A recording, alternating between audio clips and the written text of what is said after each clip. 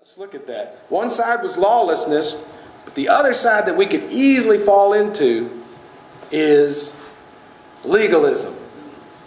Okay? Well, we talked about lawlessness, and it is a bad problem with most mainstream churches that think you can do whatever you want. But in our church, I think perhaps legalism is something that we need to be more careful of. I was having a conversation with somebody, and I'm not going to tell who it was to protect him, but he said, yeah, you know, I would join a Sabbath-keeping church, except for everyone I look at, they seem to be more like legalists. You know, they don't practice the grace. You know, they don't talk about it. God's the one saving us. They're all about doing the rules and regulations. You know, saving yourself through following God's law. And that is legalism, right? So let's look at legalism for a second and make sure that we don't find ourselves in it. I've done it in the past. I said, well, you know, God loves me because I'm a Sabbath keeper. That's not a right statement, is it? So let's look at legalism. This is a picture of legalism. Ever heard that old saying? Got your cart before your horse? That cart is not going to pull that horse anywhere, is it? Are you going to pull a horse with a cart? That is totally backwards, right? I mean, it is. So let's look at it a little more. Okay, let's name some of the stuff in this picture. You know, Adam, the first job he was given was doing what? Naming animals, right? So we're professional namers. Let's name this stuff. What are we going to call the, let's see, I'm trying to remember what my slides, what are we going to call the cart? Let's call the cart Our Works. You know, men build carts, right? So let's call the cart Our Works. That's what we built. Our Works. Okay, but what are we going to call the horse? Did men make horse? Do men make horses?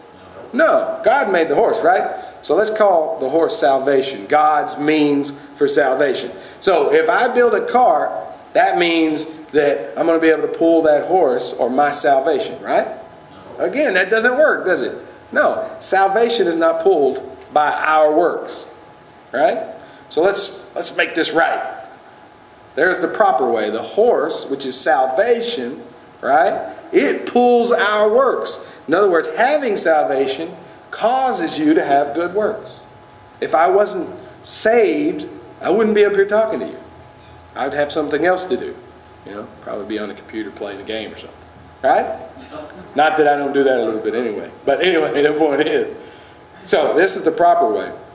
And there we have it. Salvation. And what follows salvation? What's at the, how they say that? What's at the west end of an eastbound horse? Our works. You know, where they should be.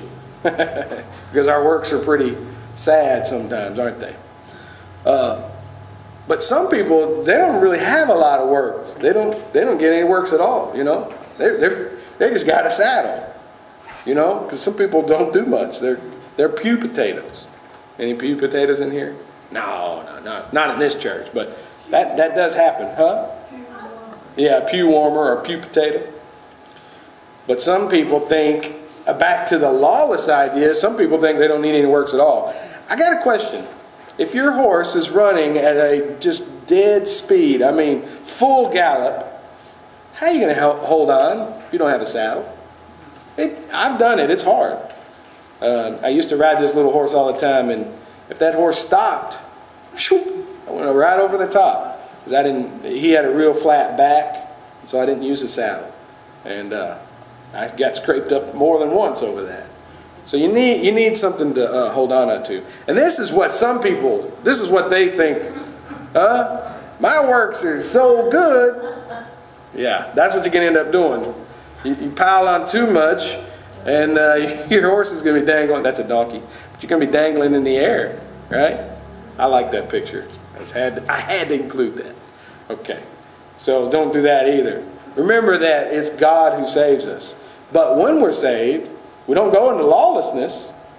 We let God's rules and His laws permeate our mind, and we say, hey, yeah, this is a better way to live. Let's go this way, right? Let's go the way God has pointed out. So our two sides are lawlessness and legalism. This is going a lot quicker than I thought it would. I may run out. So how do we maintain our balance on this thin line between, because it's a thin line between lawlessness and legalism. You know, it's real easy sometimes to go, well, I'm saved by grace, so it's okay if I do this. And we start to, right? And then sometimes we go, well, I got to keep the Sabbath or God might not love me. Now we're going over to legalism, right? So how do we maintain the balance? How do we stay on the right path, which is grace with works that follow? How do we do that? Many funambulists, that's a hard word to say, it really is. They use a long rod to help them keep their balance. You ever notice that? They have this long rod. Let's name the rod. You know, when I think of a rod, I think of the Good Shepherd. You know, a shepherd's rod, right? Let's look at this verse right here in Psalms. You've read it before. Psalms 23:4. Yea, though I walk through the valley of the shadow of death. What is sin? Sin leads to death, right? So this counts for us.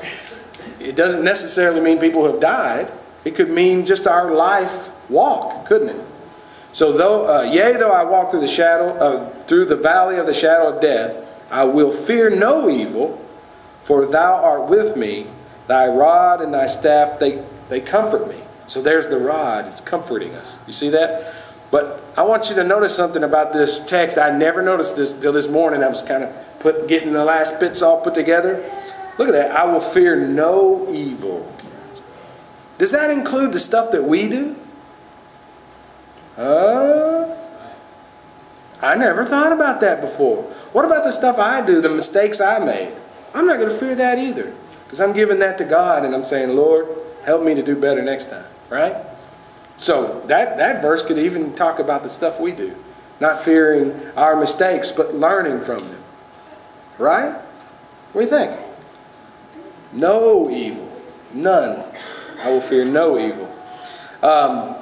So what should we name the rod? We could name it Jesus, right? But I'm thinking more of an action, something that helps us to keep the balance between these two things, to keep from being a lawless person, but at the same time keeping from being a legalist. I think it's love. I think the balance is between love. Remember the verse that we started out with? It said that we are at liberty. In other words, we have grace. We're free. But not to let that freedom be an occasion for the flesh, but instead, through love, we look to each other. We take care of each other through love. So love is that balance that helps us. Let's look at it. Matthew 22:36 through 40. A guy comes to Jesus and he asks a question. He says, Master, which is the great commandment in the law? And Jesus said unto him, Thou shalt love the Lord thy God with all thy heart, with all thy soul, and with all thy mind. This is the first and great commandment. And the second is like unto it, Thou shalt love thy neighbor as thyself. On these two commandments hang all the law and the prophets. So Jesus is saying love.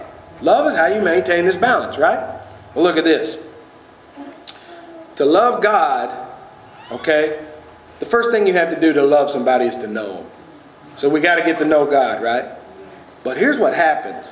When you get to know God, watch.